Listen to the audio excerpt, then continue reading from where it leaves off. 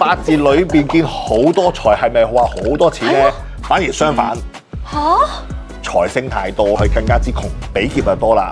大運再嚟見到啲比劫嘅情況之下咧，你漏財嘅情況更加之嚴重啦。咁有啲咩補救方法？積谷防饑，認咗自己漏財嘅命買樓啦，供保險咯。若然佢係攞咗啲錢去，咁就唔好啦。哇！呢個直頭係顛覆咗我嘅認知。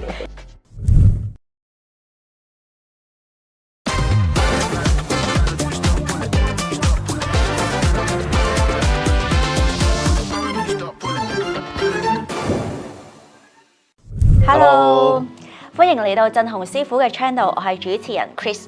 呢排咧好多朋友同我傾偈，都話覺得自己漏財喎，唔係話揾唔到錢嘅，而係揾到咧好快就冇咗啦，好似戶口咧穿咗個窿咁樣。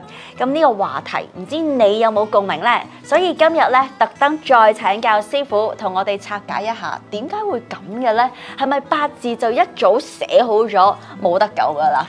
係啊，啲客好多時揾我去睇八字嘅時候咧，我都第一句説話，喂，你冇乜錢剩嘅喎，即係有啲八字真係嘅喎，因為小溫一睇佢就會用錢用好多啊，又或者佢本身揾錢唔多，但係開支好大，咁啊，即係我哋又分開兩樣去睇啦，一啲就揾到錢同埋揾唔到錢啦，因為揾到錢同揾唔到錢嘅人，佢都可以冇錢剩嘅。我都有啲客係會計師㗎，揾好多錢㗎。但係都係話冇錢剩啊！咁但係佢冇錢剩嘅情況點咧？養4個啊，老婆冇做嘢啊，供2層樓啊，又供好多保險啊，啲仔又讀國際學校啊，咁咪冇錢剩咯。嗱，師傅你見過咁多客人啦，咁多命盤啦，其實賺得到又留唔住嘅人咧，佢哋八字嘅命盤命格係咪都有啲共通點㗎？共通點就係揾得多，但係咧開支大使得多咯。賺得多係一定係我哋所講係嗰個身強啦，即係身強大多數都係同我嘅五行多，即是比肩劫財啦。咁但係因為比肩劫財多的話咧，又容易漏財喎。比肩係黑財星啊嘛，即是會好多人去幫佢使錢。所謂嘅漏財咧，其實喺命理上嚟講咧，有冇話分好嘅漏財同唔好嘅漏財啊？如果好嘅漏財，我成日建議啲客，喂，你反正都係揾到剩唔到的話咧，不如買樓啦。因為你買咗樓，你每個月都供樓，係啦。若然真係有啲客話，喂，供樓都好大開支，或者甚至乎首期都未供，儲得到，咁你咪供保險咯。咁啊有啲客都係供下啲保險，會令到你60歲之後咧有錢攞嗰啲咧嚇，咁啊儲下，咁去到晚年嘅時候，咁啊有啲錢每個月收入咯。師傅，其實我一直都有一個迷思嘅，有啲人成日話漏財運，其實係咪真係有呢一個漏財運嘅東西存在？有漏財運就係你本身之命比劫就多啦。大運再嚟見到啲比劫嘅情況之下咧，咁嘅你漏財嘅情況更加之嚴重啦。有嗰種比劫爭財嘅情況啦，比劫爭財意思即是本身個命盤咧，你好多同我嘅五行。我攞個例子就話，我木命人好多木，咁啊即係比劫多咯喎。咁啊再大運又係好多木嘅大運嘅情況，就比劫又再多啲，咁就再見流年有財星出現咧，咁啊死緊啦。咁啊財星一出現咧就話好多木去劈低個土，咁啊咪變得點嗰方面冇錢咪唔好剩咯。頭先師傅你講話，譬如買樓啊、保險嗰啲都可以叫做一啲好嘅漏財啦，算唔算係？係用一個好嘅方法去自己去漏財。我哋以打工仔為主啦，咁啊每日出咗份糧之後咧，你要供呢樣供嗰樣，供完之後咧戶口冇乜剩。或者都係已經係大部分都攞去儲錢嘅計劃。咁我哋儲錢計劃，梗係儲喺一啲將來嘅可以用翻嘅錢啦。咁啊，所以變咗我哋積谷防饑，反而啊避免或者可以叫話認咗自己漏財嘅命先。咁譬如有啲朋友仔咧，佢買股票嘅，咁啊你知股票啊上落升跌啦。咁其實咁樣算唔算漏財？你可以跌嗰下。死啦！漏財啊，師傅，我漏財係咪可唔可以咁樣解釋啊？有時好難講嘅，有時即係你本身你嗰隻股票而家呢一刻係優質嘅，將來變咗係唔優質嘅，咁啊都會噶嘛。咁啊嗱，我咁建議啦。咁除咗買股票之外，有其他一啲金融產品嘅都係低風險有保證回報嘅，咁啊喺呢一類嘅產品裏邊咧買落去咧好過買一啲高風險啦，又或者而家唔係高風險，將來變咗高風險啦咁就有啲危機啦。係啦，係啦。咁啊有啲朋友仔啦，譬如打工一族咁樣啦，佢啊其實唔係賺好多錢嘅啫，但係我識有啲人咧，佢就好儲到錢嘅，有啲人就剛剛相反，月光族嚟嘅，賺咁多就使咁多，其實咧。命盤嚟講有冇得睇到咧？呢個咧有某類人咧唔使睇命盤啦，都知係揾幾多使幾多啊！有女士們啦，女士們咧基本上買手袋買衫係啊，追韓星，即係唔使睇命盤啊，都知道大部分嘅女士們咧都係冇乜錢剩㗎啦。但係八字有冇話邊啲部分係特別容易睇到自己係漏財㗎？八字如果男命同埋女命都好啦，財星喺天光咧的話咧，都係比較上容易使錢嘅。如果喺個天光裏邊再加上個十神係見到正財或者偏財咧，係使錢嗰方面咧係容易揮霍啲嘅。但係頭先我講到的話，如果係女命的話，天光見正財又好，天光見財又好，或者唔見財又好，都係使錢㗎啦。咁如果譬如我十神裏邊正財又多，咁偏財又多喎，咁我咪好多財咯？咁我係咪保證唔漏財啊，師傅？係咪好膚淺啊？呢個問題。八字裏邊見好多財，係咪話好多錢咧？反而相反。即係正等於你八字裏邊一半以上係財星的嘅話，正財又好，偏財又好，就財星啊，反而係更加之窮。真係㗎？係啊，你試下。咁有啲咩補救方法？使唔使擺翻啲風水物品？睇下你啲朋友啊，硬係冇錢剩啊，就係個八字。即刻開個命盤嚟望下。財星太多咯。哇！呢個直頭係顛覆咗我嘅認知，亦都解答咗我個迷思。咁好啦，咁啊講起啲大運流年啦。咁嗱，我相信有啲嘢係物極必反，否極泰來嘅。我嗰年漏財啦，漏得好金啦，會唔會啊？我換一換個運，有機會會聚翻啲財翻嚟咧？要睇下佢個大運流年咧係破喺邊度本身自己係真係去買樓，而有一大筆首期去俾咗層樓落去咁啊去供樓咁啊情況之下，咁啊最好啦。若然佢係攞多啲錢去投資投機嗰方面，而嗰隻股票嘅價格跌咗好多。咁就唔好啦。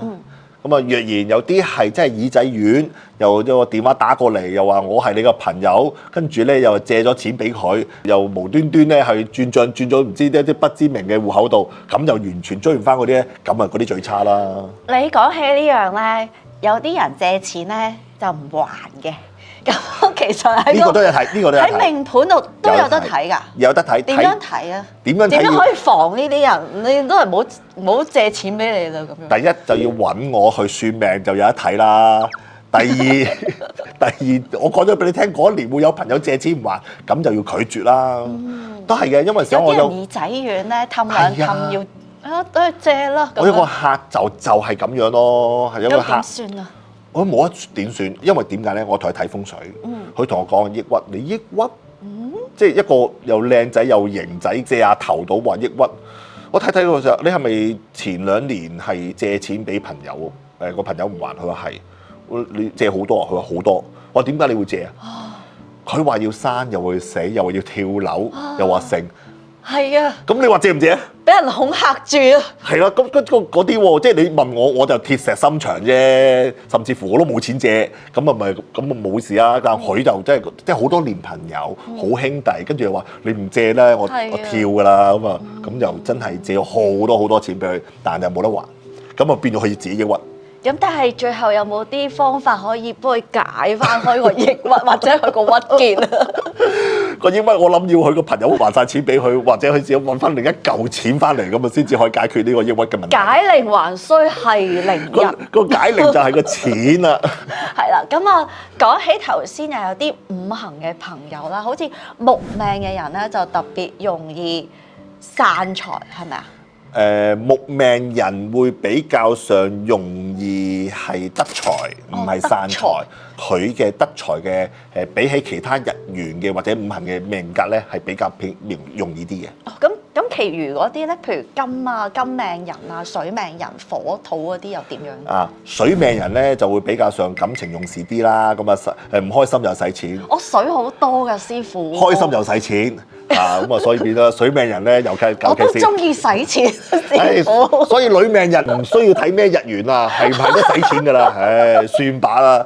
咁啊所以變咗水命人感性啲啦嘛，嚇咁咯。咁啊，師傅你成日都講補運啦，咁有冇得話補翻啲財運㗎？漏咗咪補翻去咯。睇都要睇下個八字命盤裏邊佢係邊種性質係漏財先。若然佢個係真係比較上容易揮霍，或者甚至乎會唔係好識冇理財觀念咁啦，咁講啊，咁我真係建議你真係買樓啦。嚇咁買樓你真係每個月供樓要供樓，你唔供樓的話咧，咁人哋會追你咁咪最好咯。咁啲錢去供晒層樓度咯。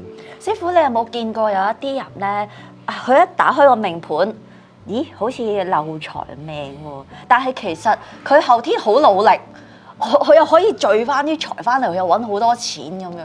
有冇啲人咁顛覆㗎？你話如果係本身漏財命，跟住之後啲大運令到佢好努力去揾翻啲錢，而佢唔再去亂使錢咧，係有嘅，係有嘅。即係後生嗰陣時會好疏爽啊，或者使錢嗰陣時唔去諗啊，咁去到後邊嘅時候咧，個金錢觀念改變咗啦，咁可能會儲下錢啊，唔好亂使錢啊，咁嘅情況都有嘅。一個好貼身嘅問題想問。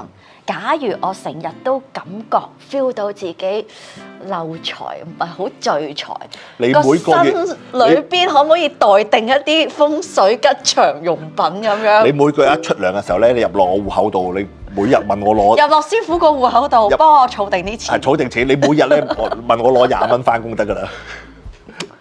呢個都係好方法嚟嘅。咁啊，對於一啲譬如佢真係覺得自己漏財嘅朋友啦，有冇啲咁啊，始終咧具體性建議俾佢？始終咧就算點擺風水物又好，或者係帶一啲咩護身符又好，都係對於嚟講咧，佢個作用性不大㗎啦。